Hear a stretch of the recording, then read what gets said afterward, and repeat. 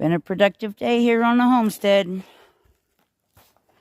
Got some 2x4s milled up to strengthen up our overhang. Got some little pieces of firewood. This right here we got to cut up for firewood. It's all firewood.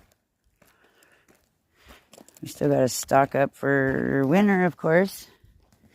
And this morning, she ain't coming out yet, but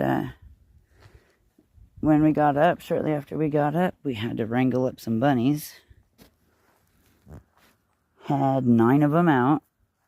There's still one left. And then show you what we got for the wood. Be right back. And we got, what's that, 5, 10, 15, 16, 17 boards here. Oh, Bobcat's got to come and say hi. Hi, Bobcat.